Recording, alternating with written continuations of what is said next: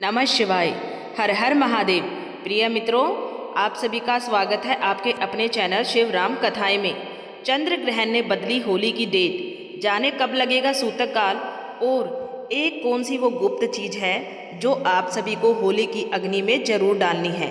ये सारी जानकारी आज की इस वीडियो में जानेंगे। प्रिय भक्तों, 3 मार्च को भारत में लगने जा रहा है भयंकर चंद्र ग्रहण।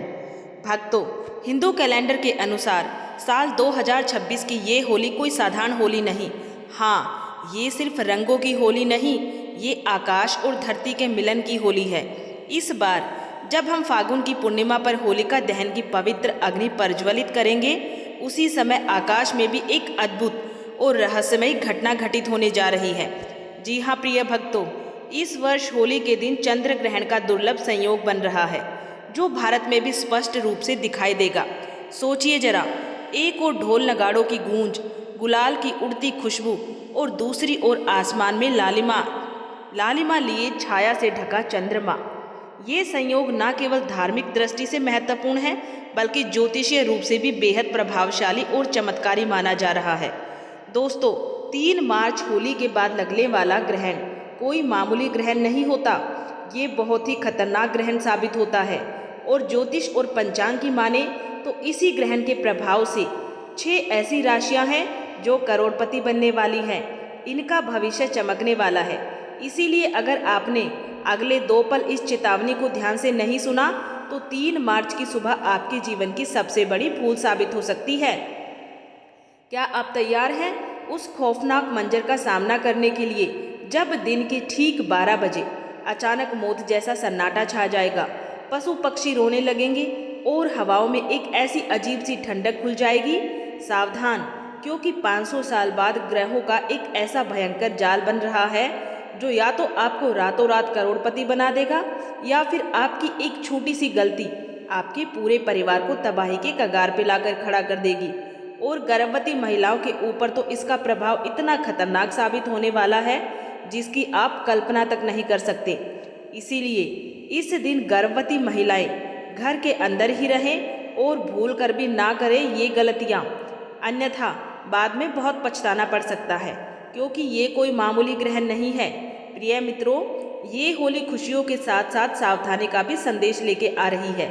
ये रंगों के साथ साथ कर्मों की भी परीक्षा है और शायद इसी कारण 2026 की ये होली इतिहास में दर्ज होने वाली है। तैयार हो जाइए, क्योंकि इस बार रंग भी बरसेंगे और आसमान भी अपना अद्भुत रूप दिखाएगा। प्रिय मित्रों, आज की ये वीडियो बड़ी ही खास और महत्वपूर्ण, साथ ही में थोड़ा सावधान करने वाली भी है, क्योंकि साल 2026 यानी कि वो साल जब रंगों का महापर्व होली एक ऐतिहासिक खगोलीय घटना का गवाह बनने जा रहा है। आप सबने बिल्कुल ठीक सुना। इस बार होली के रंगों के साथ आसमान में एक अजीब सी हलचल भी देखने को मिलेगी। 3 मार्च 2026 के दिन भयंकर चंद्र ग्रहण लगने जा रहा है। प्रिय मित्रों, हमारे हिंदू धर्म में होली, दिवाली और रक्षाबंधन जैसे त्योहार बड़े ही पवित्र और बड़े ही धूमधाम से मनाए जाते हैं। लेकिन जब इन त्योहारों पर ग्रहण का साया पड़ जाए तो खुशी के साथ साथ एक डर और शंका भी मन में बैठ जाती है।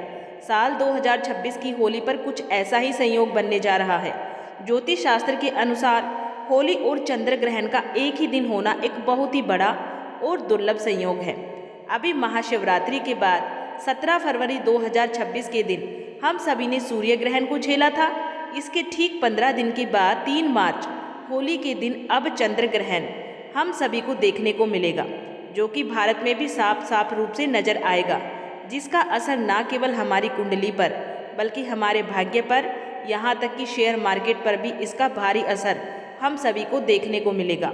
इतना नहीं, पूजा पाठ के साथ साथ ही पूरी दुनिया के वातावरण पर भी ये भारी पड़ने वाला है।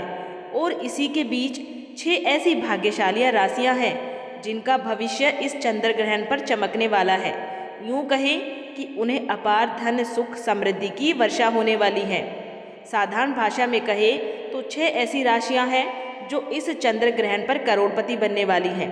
प्रिय मित्रों, तो आज की इस वीडियो में मैं आप सभी को इस कन्फ्यूजन को दूर करूंगी और जानेंगे कि इस साल 2026 में होलिका दहन का सही समय क्या होगा। 2 मार्च को होली मनाई या फिर 3 मार्च को रंगों वाली होली, किस दिन खेली जाएगी और बरसाने में होली कब मनेगी। चंद्र ग्रहण भारत में किस समय पर दिखाई देगा, भारत में नजर आएगा या फिर नहीं, और इसका प्रभाव कहाँ कहाँ पे दिखाई देगा, और सूतक काल कब शुरू होगा और कब समाप्त होगा। इस दौरान क्या क्या सावधानियां बरतने की आवश्यकता है, खासकर गर्भवती महिलाओं को, और हमारी कुंडली पर इसका कैसा असर पड़ेगा। और सबसे ज़रूरी बात, ग्रहण खत्म होने के बाद और होलिका दहन से पहले आपको कौन से काम जरूर करने चाहिए ताकि आपके परिवार पर कोई भी आँच न आए, और वो एक कौन सी चीज़ है जो कि 3 मार्च को होली की अग्नि में आपको गुप्त रूप से डाल देनी है। तो प्रिय मित्रों, इसके लिए आपको वीडियो को पूरा ही देखना होगा। अगर आज आपने इस वीडियो को आधा अधूरा छोड़ने की भूल की या फिर आपने बीच बीच में से वीडियो को स्किप करके देखा तो आपको ज़िंदगी भर पछताना पड़ सकता है। कुछ लोग होते हैं जो वीडियो को देखने तो आते हैं लेकिन फिर अधूरा छोड़ के आगे बढ़ जाते हैं और उन्हें कोई सफलता हासिल नहीं होती है। इसीलिए प्रिय मित्रों, वीडियो को पूरा ही देखें। अगर आप भी चाहते हो कि चंद्र ग्रहण पर आप पर और आपके परिवार पर किसी भी प्रकार का कोई दुष्प्रभाव ना पड़े तो इस वीडियो के अंत तक आप बने रहें। तो चलिए मित्रों, अपना समय बर्बाद ना करते हुए जानकारी आरंभ करते हैं और जान लेते हैं। सबसे पहले बात कर लेते हैं उस कन्फ्यूज़न की, जिस उलझन की वजह से हमारी तिथियों को लेके मन में कन्फ्यूज़न बन जाता है। तो देखिए, हिंदू पंचांग की बात करें तो होली का त्यौहार फाल्गुन मास की पूर्णिमा तिथि को मनाया जाता है और साल 2026 में फाल्गुन पूर्णिमा की जो तिथि है वो 2 मार्च की शाम को शुरू होकर 3 मार्च की शाम तक रहेगी। अब यहीं से सारा कन्फ्यूजन शुरू होता है। आमतौर पर हम जिस दिन पूर्णिमा की शाम होती है उसी दिन होलिका दहन करते हैं, लेकिन साल 2026 में 3 मार्च की शाम को यानी कि पूर्णिमा की शाम के समय में आसमान में चंद्र ग्रहण लगेगा। और हमारे शास्त्रों की बात करें तो ये अटल नियम है कि ग्रहण काल में कोई भी शुभ कार्य या पूजा या अग्नि प्रज्वलित करना सख्त मना माना गया है। ग्रहण के समय किया गया होलिका दहन शुभ फल प्रदान नहीं करता बल्कि दोष पैदा करता है। तो फिर होलिका दहन कब किया जाए? तो देखिए, ज्योतिष और पंचांग के अनुसार, जानकारों के अनुसार इसका सटीक हल ये निकलता है कि 3 मार्च की शाम को ग्रहण है। इसीलिए साल 2026 में होलिका दहन 2 मार्च 2026 की रात को किया जाएगा। जी हाँ मित्रों, तारीख को थोड़ा नोट कर लीजिएगा। होलिका दहन 3 तारीख को नहीं बल्कि 2 मार्च की मध्य रात्रि में होगा। लेकिन रुकिए, 2 मार्च को भी एक बाधा है, और बाधा ये है कि 2 मार्च को शाम होते ही भद्रा लग जाएगी।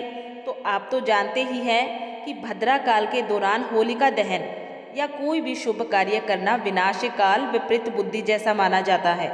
भद्रा में किया गया होलिका दहन परिवार, समाज और देश के लिए अशुभ होता है। इसीलिए हमें भद्रा के खत्म होने का इंतज़ार करना पड़ेगा।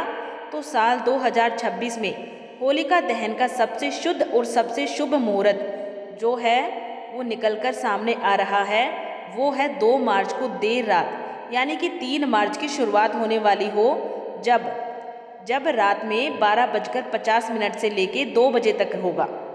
ये वो समय है जब भद्रा की पूंछ होगी या भद्रा समाप्त हो चुकी होगी। ये लगभग 1 घंटा 12 मिनट का समय हमें मिल रहा है और आप इस समय में पूरी श्रद्धा और विधि विधान से होलिका दहन कर सकते हैं।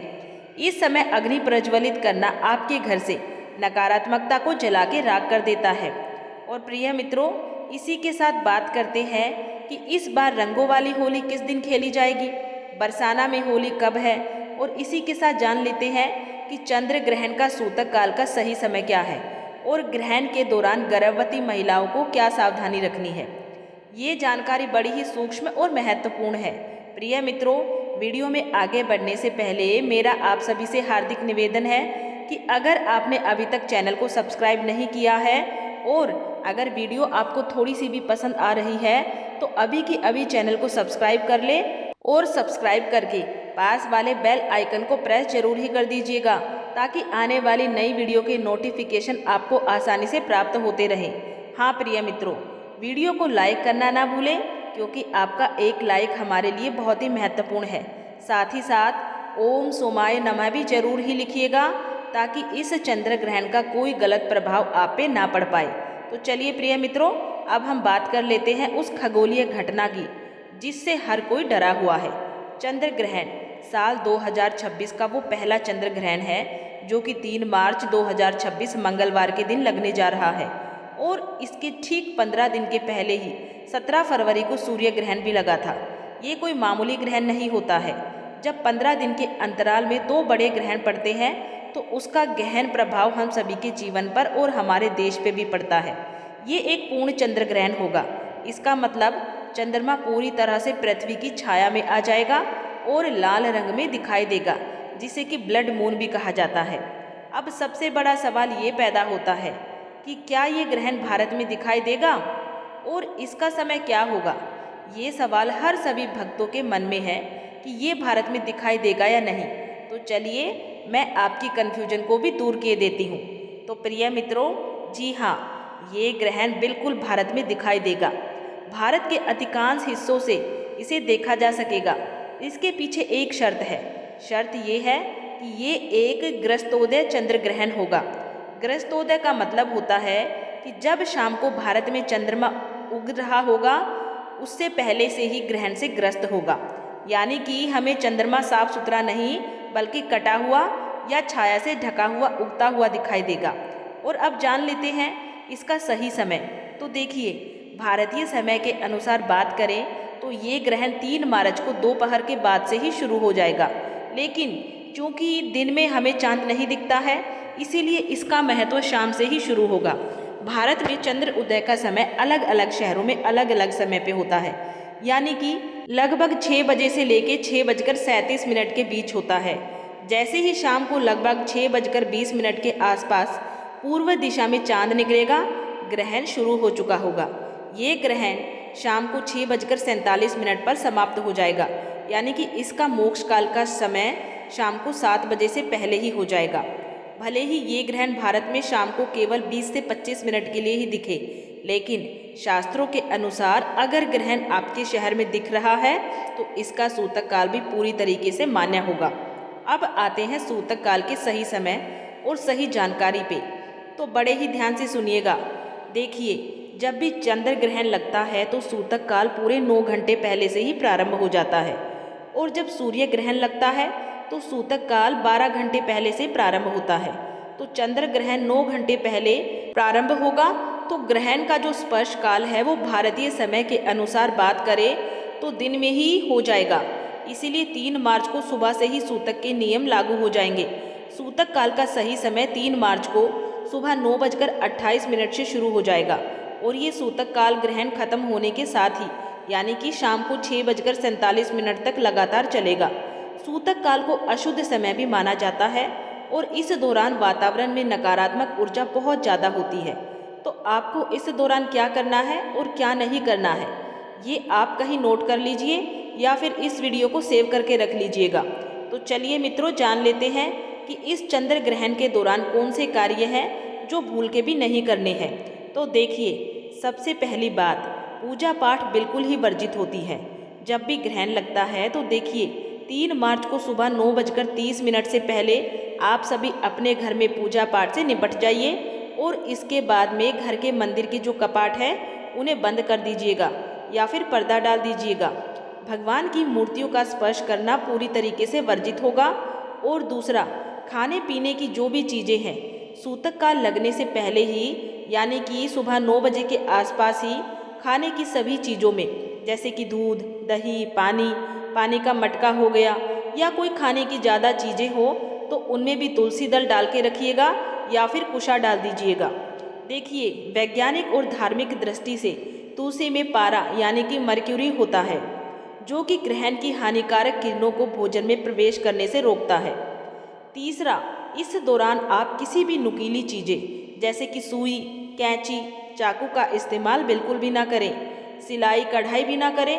बस मन ही मन में मंत्रों का जाप करते रहें या फिर धार्मिक पुस्तकें पढ़ें। जो भी गर्भवती महिलाएं हैं वो पूरी तरीके से अपने आप को कमरे में बंद कर ले ताकि कहीं से भी रोशनी ना पड़ सके। कोशिश करें कि ग्रहण काल के दौरान परिवार का कोई भी सदस्य घर से बाहर ना निकले और गर्भवती महिलाएं इस दौरान ना तो झुके और कोशिश करें कि इस दौरान अपने पेट पर गेरू का लेप लगा ले या फिर गाय के शुद्ध गोबर का लेप भी आप लगा सकते हैं।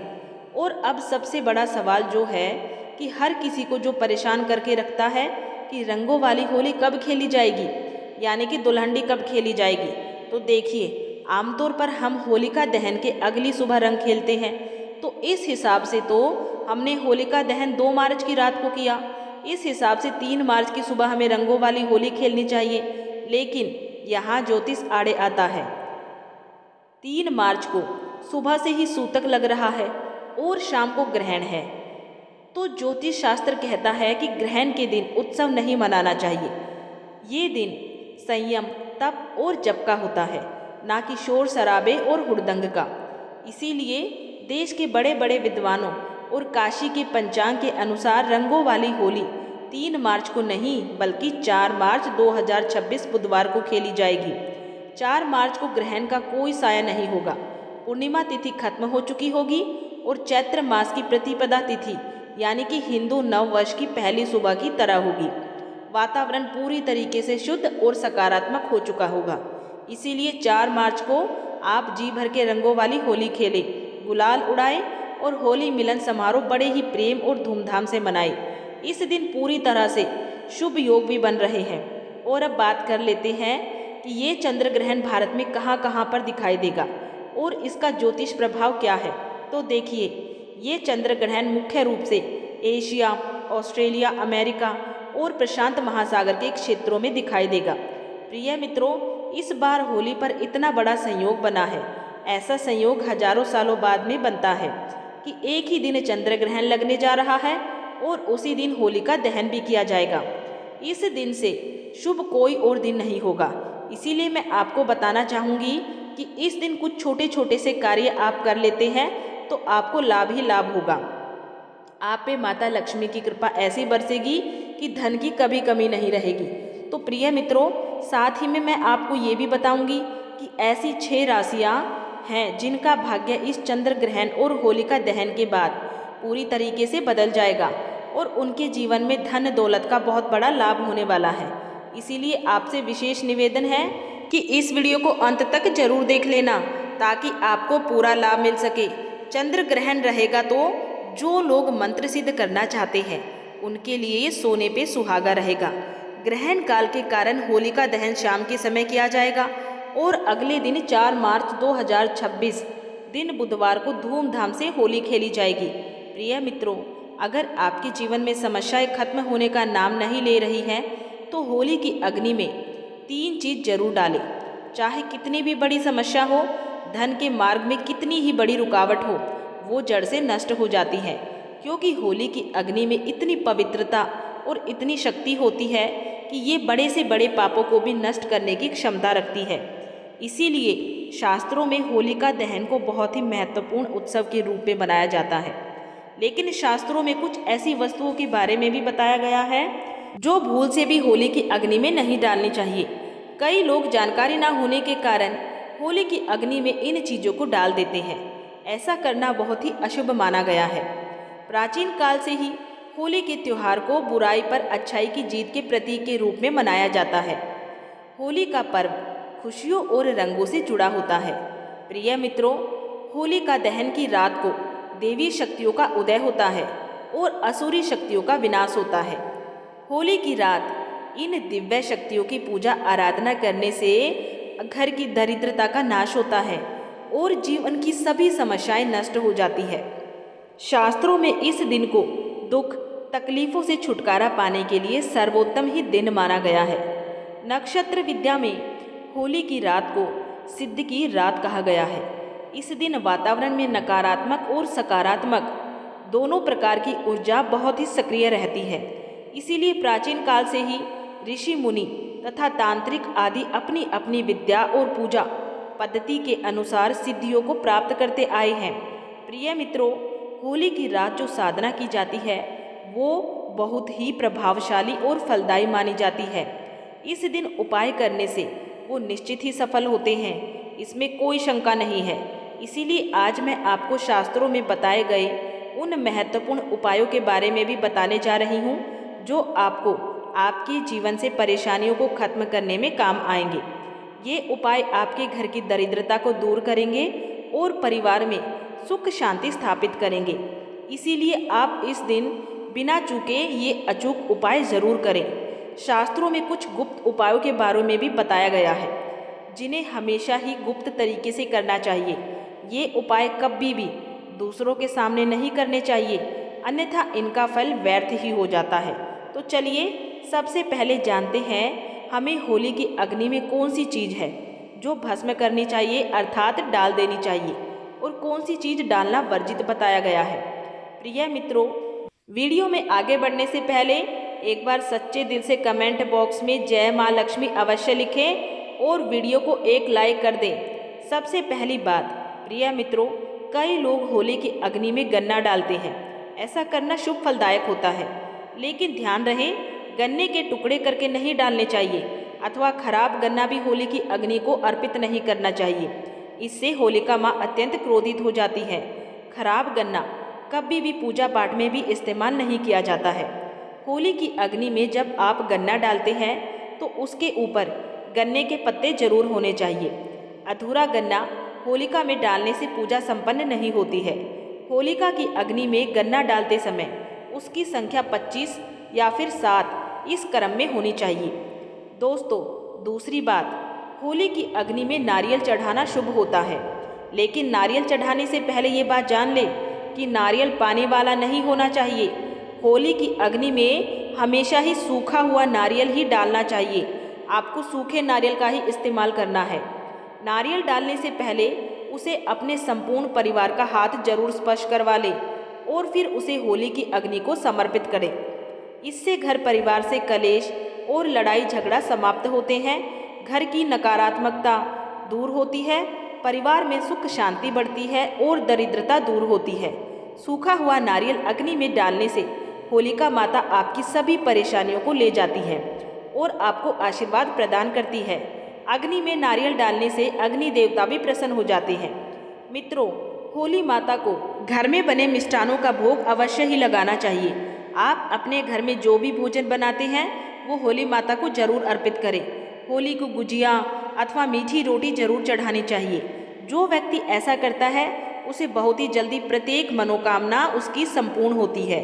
इसलिए आप मीठी गुजिया अवश्य ही बनाएं, क्योंकि होलिका माता को ये बहुत ही अधिक प्रिय है।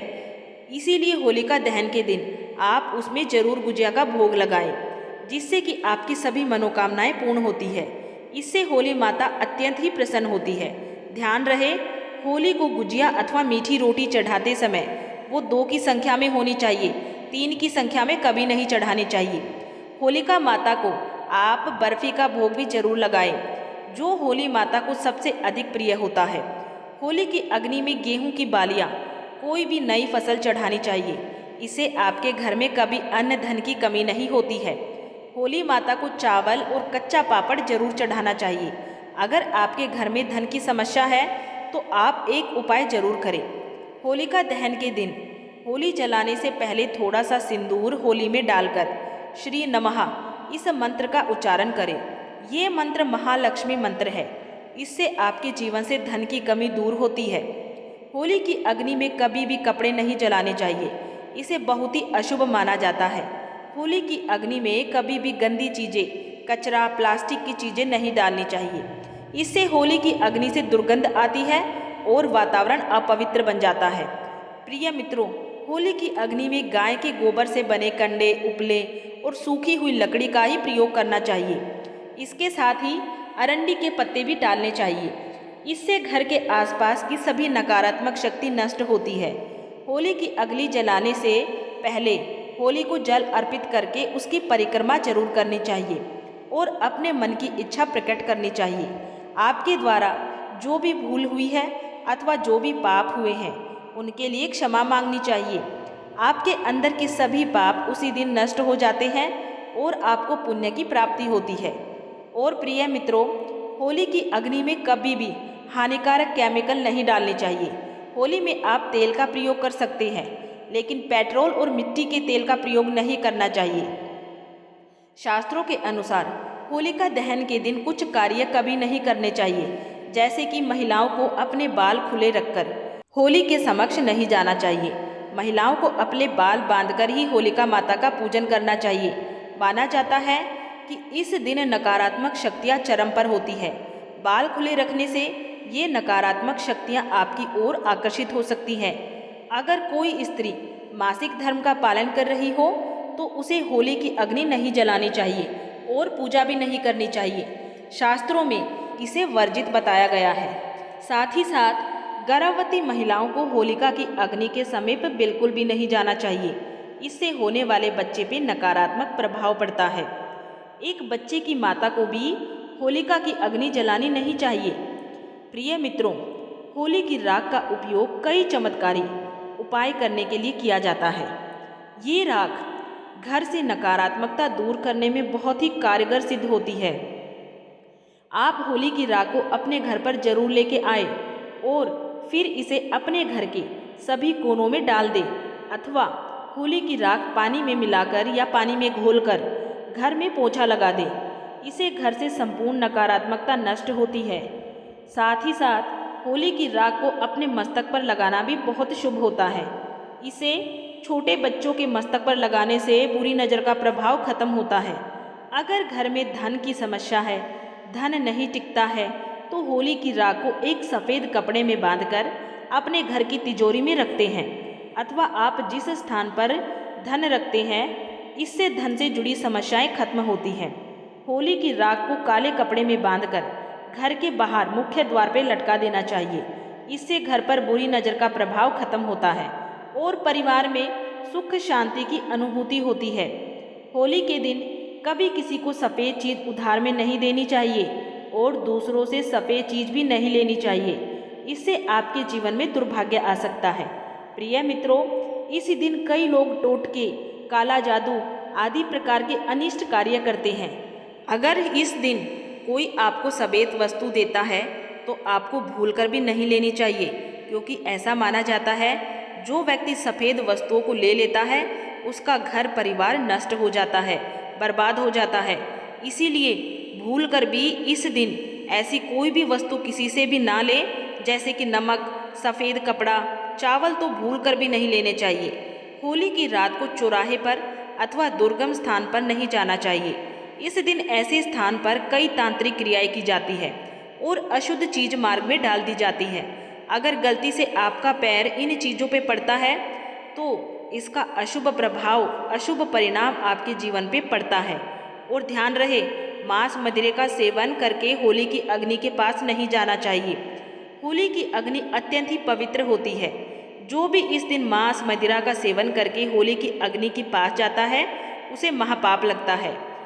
शास्त्रों के अनुसार ऐसे व्यक्ति को नरक में जाना पड़ता है और अगला जन्म कुत्ते का प्राप्त होता है।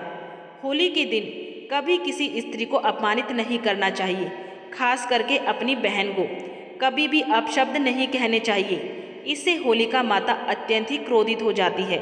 इस दिन स्त्री का अपमान नहीं करना चाहिए, क्योंकि अगर आप स्त्री का गलती से भी उस दिन अपमान कर देते हैं या फिर आप स्त्री को गंदी नज़र से देखते हैं तो अगला जन्म कुत्ते का इस व्यक्ति को मिलता है। इसीलिए आपको गलती से भी किसी स्त्री को अपशब्द या फिर बुरी नज़र से नहीं देखना चाहिए। दुखों का सामना करना पड़ता है। ये एक पवित्र अग्नि है, इसे सदैव नमस्कार करना चाहिए।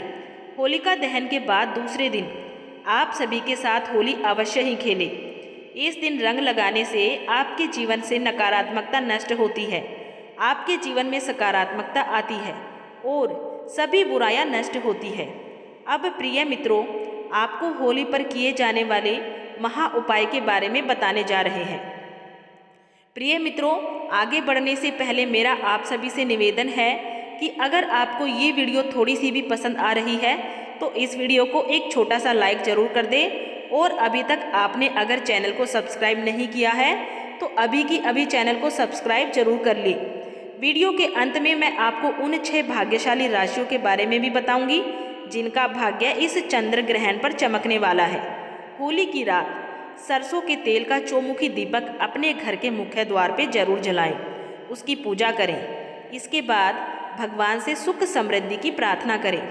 मान्यताओं के अनुसार ऐसा करने से हर प्रकार की बाधा का निवारण होता है। और यदि व्यापार या नौकरी में उन्नति ना हो रही हो तो 21 गोमती चक्र लेकर होलिका दहन की रात में शिवलिंग पे चढ़ा दे। इससे बिजनेस में फायदा होने लगेगा, धंधा व्यापार में उन्नति होने लगेगी। ये बहुत ही कारगर उपाय है। आप इस उपाय को होली पर अवश्य ही करें। ये उपाय करके हमारे साथ कई ऐसे लोग जुड़े हैं जिनका जीवन पूरी तरीके से बदल चुका है।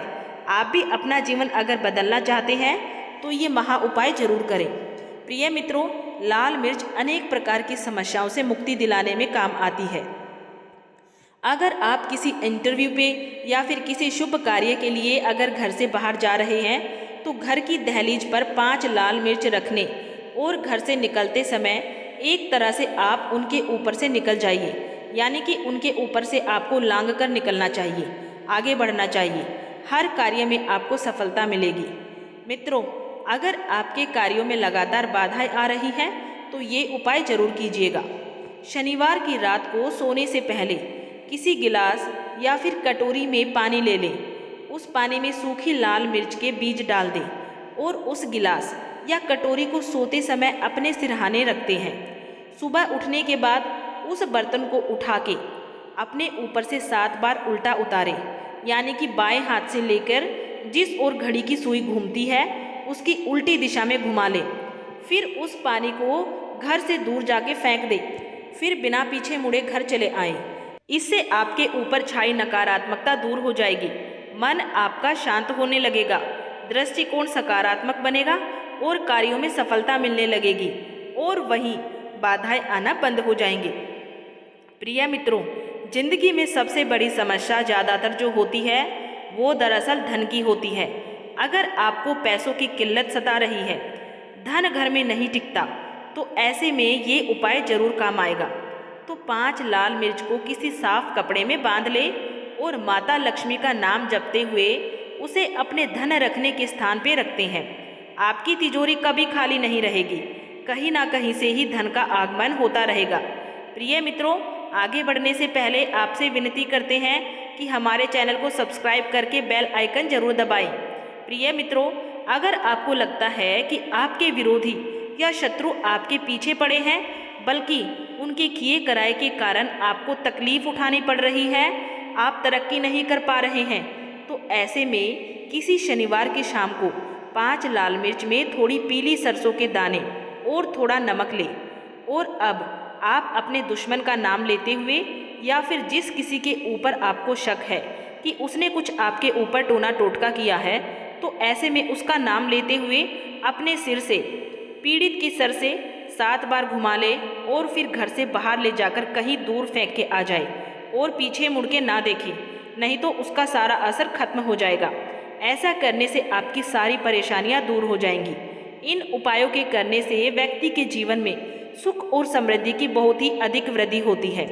होलिका दहन से पहले बनने वाला है अमृत सिद्ध योग। जाग जाएगी इन 6 राशि वालों की सोई किस्मत।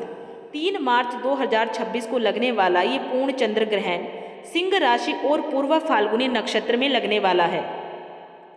इन 6 राशियों की सोई हुई किस्मत खुलने वाली है। तो चलिए प्रिय मित्रों, अब उन 6 राशियों के बारे में भी जान लेते हैं। सबसे पहली है सिंह राशि। सिंह राशि के जातकों के लिए इस समय चंद्र ग्रहण का प्रभाव काफ़ी लाभकारी साबित हो सकता है। विशेष रूप से छात्रों के लिए ये समय प्रतियोगी परीक्षाओं और अध्ययन में सफलता दिलाने वाला है। जो लोग राजनीति, प्रशासन या फिर सरकारी सेवाओं से जुड़े हुए हैं, उनके लिए ये अवधि विशेष रूप से फायदेमंद होगी, क्योंकि उनके प्रयासों को सम्मान और मान्यता मिल सकती है। वहीं बेरोजगार जातकों को इस दौरान नौकरी मिलने के भी योग बन रहे हैं। व्यापारियों के लिए भी ये समय लाभदायक रहेगा, क्योंकि नए व्यावसायिक अवसर और डील्स का रास्ता खुल सकता है। कुल मिलाकर इस समय संयम, मेहनत और सही योजना से सिंह राशि के जातक अपने वित्तीय और व्यावसायिक मामलों में अच्छे परिणाम प्राप्त कर सकते हैं। दूसरी राशि है धनु राशि। धनु राशि के लोगों के लिए भी चंद्र ग्रहण का प्रभाव शुभ फलदायी रहेगा। इस समय आपको कोई वाहन या संपत्ति प्राप्त हो सकती है, जिससे आपकी आर्थिक स्थिति मजबूत होगी। इसके अलावा दैनिक आय में वृद्धि के भी योग हैं और निवेश से भी अच्छा लाभ मिलने के संकेत मिल रहे हैं। इस अवधि में नए आय के स्रोत खुलेंगे और धन आगमन के नए मार्ग बनेंगे। आपके साहस और पराक्रम में वृद्धि होगी, जिससे कि आप जीवन के बड़े लक्ष्यों को हासिल करने में सफल रहेंगे। पारिवारिक माहौल और रिश्तों में भी सुख शांति बनी रहेगी, जिससे मानसिक संतुलन और प्रसन्नता बनी रहेगी। तीसरा है मकर राशि। मकर राशि के जातकों के लिए चंद्र ग्रहण का ये प्रभाव इस समय शुभ रहेगा। नौकरी पेशा लोगों को नई जॉब ऑफर या प्रमोशन मिलने के योग बन रहे हैं। इसके साथ ही आप देश विदेश की यात्रा भी कर सकते हैं, जो आपके करियर या व्यक्तिगत विकास के लिए लाभकारी होगी। इस समय आप कोई महंगी या लग्जरी चीज़ भी खरीद सकते हैं। आय के नए स्रोत खुलने से आपकी आर्थिक स्थिति मजबूत होगी और धन का प्रभाव बढ़ेगा। इसके अलावा इस अवधि में समाज में आपका मान सम्मान और प्रतिष्ठा भी बढ़ सकती है। कुल मिलाकर ये समय मकर राशि वाले जातकों के लिए करियर, धन और सामाजिक प्रतिष्ठा की दृष्टि से ये समय बेहद ही फलदायी रहेगा। तीसरा है वृषभ राशि। इस चंद्र ग्रहण का असर वृषभ राशि वालों के लिए फायदेमंद माना जा रहा है। कामकाज में रुके हुए काम आगे बढ़ सकते हैं और कहीं से अटका हुआ पैसा आपको वापस मिलने के योग बन रहे हैं। नौकरी पेशा लोगों को वरिष्ठों का साथ मिल सकता है। वहीं व्यापार में कोई पुराना सौदा अचानक फाइनल हो सकता है। परिवार के माहौल में भी सुधार दिखेगा और अगर आपको मानसिक तनाव है तो वो भी कम होने के आसार दिख रहे हैं। चौथा है मिथुन राशि। मिथुन राशि वालों के लिए ये ग्रहण नए संपर्क और नए मौके लेके आ सकता है। करियर में आगे बढ़ने के लिए जरूरी लोगों से मुलाकात होगी और आपके आत्मविश्वास में भी इजाफा होगा। जो लोग लंबे समय से किसी बदलाव के लिए सोच रहे थे, उनके लिए रास्ते खुल सकते हैं। घर परिवार में खुशखबरी मिलने के संकेत भी बन रहे हैं। तुला राशि। तुला राशि वालों के लिए ये समय सुख सुविधाओं में बढ़ोतरी का है। बिजनेस करने वालों को किसी बड़ी डील या नए प्रोडक्ट से फायदा हो सकता है। नौकरी में भी जिम्मेदारी बढ़ने के साथ साथ पहचान मिलने के योग हैं। परिवार के साथ समय बिताने का मौका मिलेगा और रिश्तों में चल रही आ रही खटास भी दूर हो सकती है। तो प्रिय मित्रों, उम्मीद है कि आपको ये वीडियो पसंद आई होगी। अगर आप सभी को ये जानकारी अच्छी लगी है तो इस वीडियो को लाइक ज़रूर करें और दूसरों के साथ भी शेयर करें, ताकि वो लोग भी इस जानकारी का लाभ उठा सके। और ऐसी ही धार्मिक जानकारियाँ प्राप्त करने के लिए हमारे चैनल शिव राम कथाएँ को अगर आपने अभी तक सब्सक्राइब नहीं किया है तो अभी की अभी सब्सक्राइब कर ले।